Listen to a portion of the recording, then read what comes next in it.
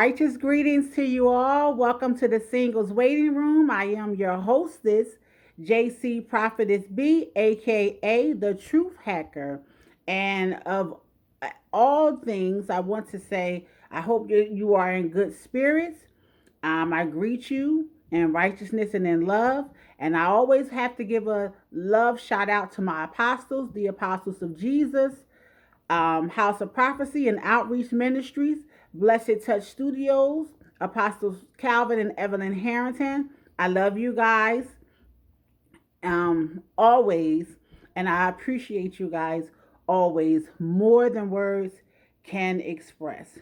So, with that being said, again, righteous greetings to you all, and welcome and thank you for tuning in to the broadcast tonight. So, tonight, I just want to, speak to those who are in the midst of transitioning into promotion.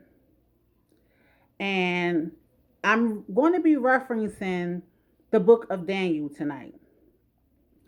And the reason why I'm referencing the book of Daniel, um, chapter 6, is because I want to hack into some truth that can relate to you and that's relatable to our life circumstances that we go through.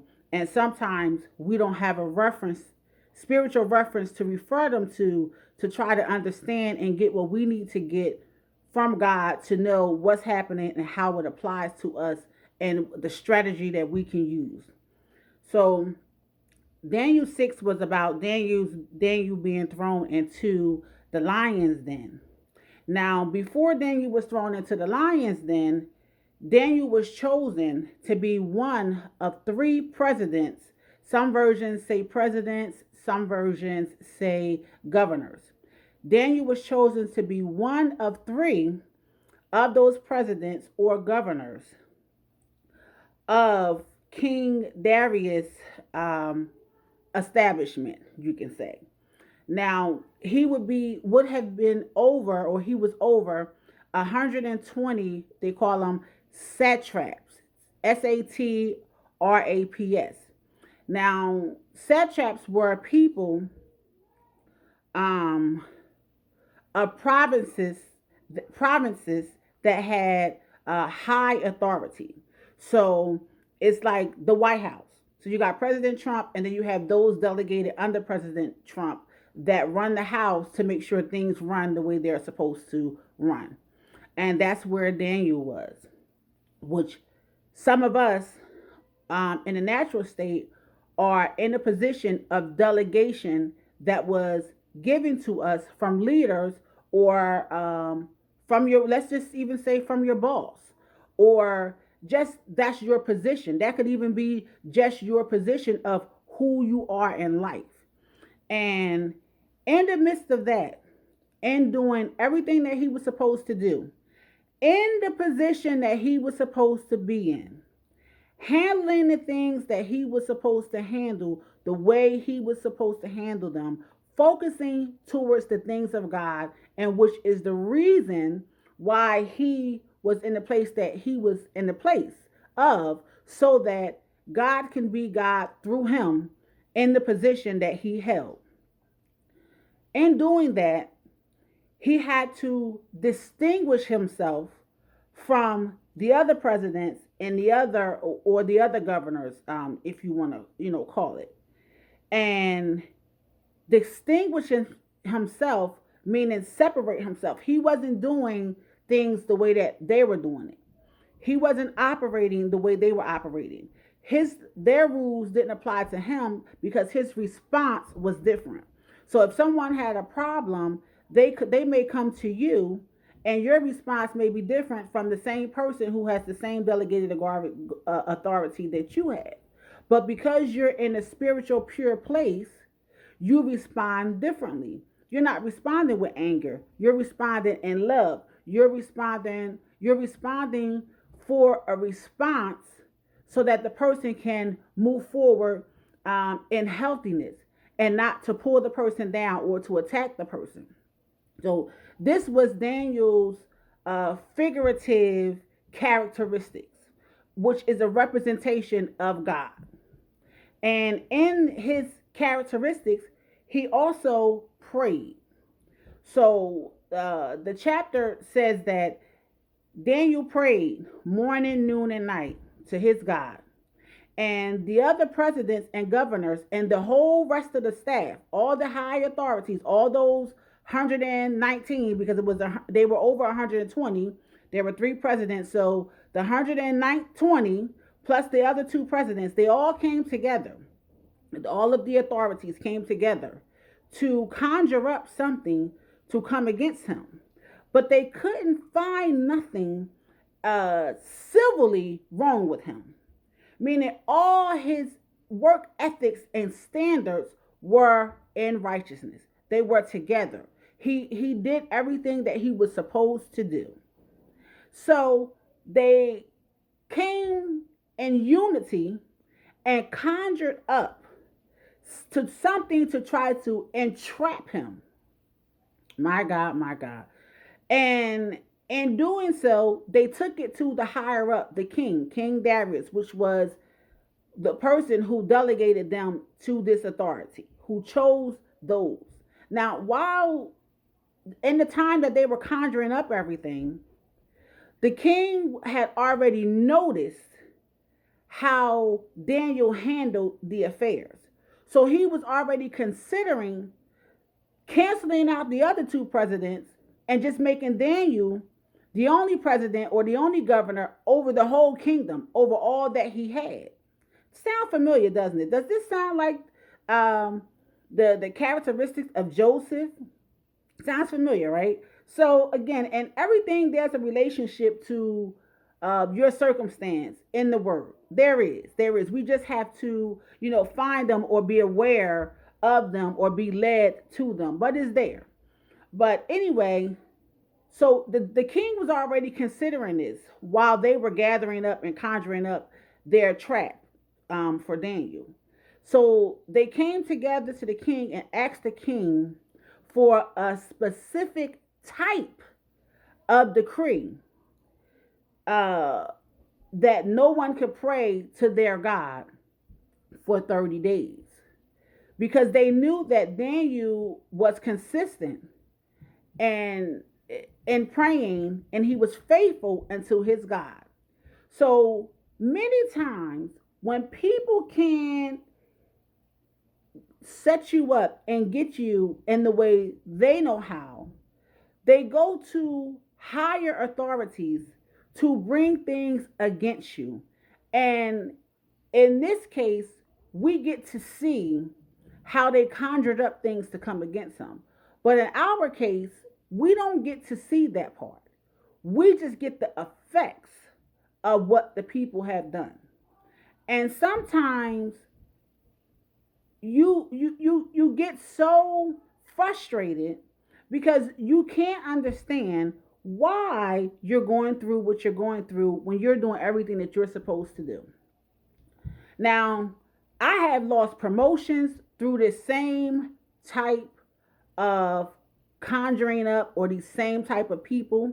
So I'm very familiar with this type of circumstance. And it is close to me because I've been through it and I went through it and I understand it and I didn't understand it when it happened.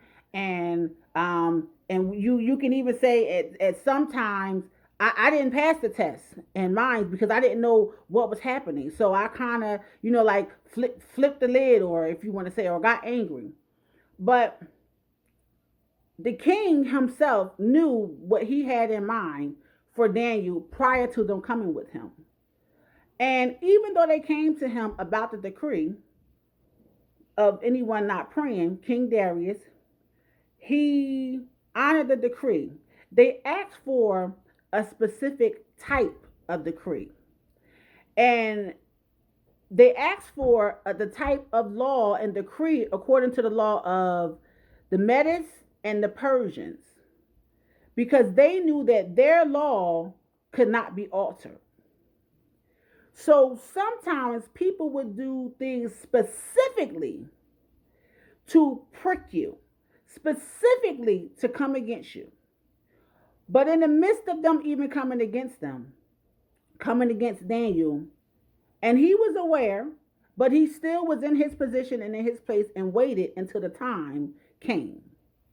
And the king was so hurt that he had recognized in the end when they brought back and said, "Oh, Daniel was praying to his God, and you made a decree. It was only supposed to be you that was able to pray to any gods or petition any gods, within these 30 days." And Daniel stood his position. So I just want to encourage somebody tonight to stand your position. And the king even knew Daniel's faithfulness and loyalty and sincerity unto his God. Because the king said to Daniel, "Your God," the king said, "Your God, who you have been serving, continually will deliver you." And it worried the king because the king didn't know Daniel's God, but the king knew the type of kingdom that he ran. But he didn't know Daniel's God.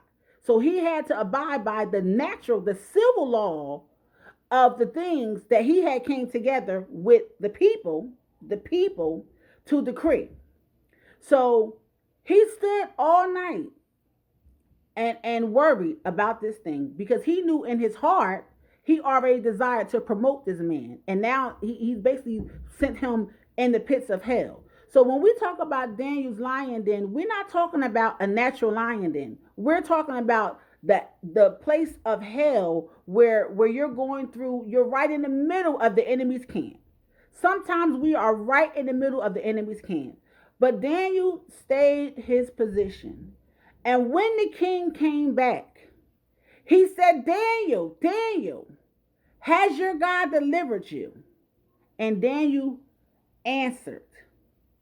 And the king went back and decreed that Daniel God, now this is right here, was the living God. He said, "What he was able to deliver you." Your God, the living God. He has to be the living God because I know the hell that you just went through. I know the place I had to send you in. I know the position that I had to put you in. So in order for you to overcome this and overtake this position, there has to be a higher power, another God in you, not the one that I know. Because I know the hell that we raised. I know the hell, what can happen out of the outcome of my decree. So the devil knows and have people in position that knows their intention of what they're doing to you. But stay in your position and know that your God, the true and living God, whom you serve continuously, will pull you out. And I just want to end this tonight with, last week I spoke about how I had to lose everything when I changed into the kingdom of God from out of the world. But in the midst of me losing everything, I have now, and since the time, I mean, it's been some time now, but I have gained everything back in that time. I went homeless, but 5 years ago, I got my own house with making only $12.45 an hour. No credit, no nothing. So although I lost what I had, when God gave it back, he put me in the place, in the position, while I was in the lion's den going through hell, going through hell, because I was changing over kingdoms. I had a king.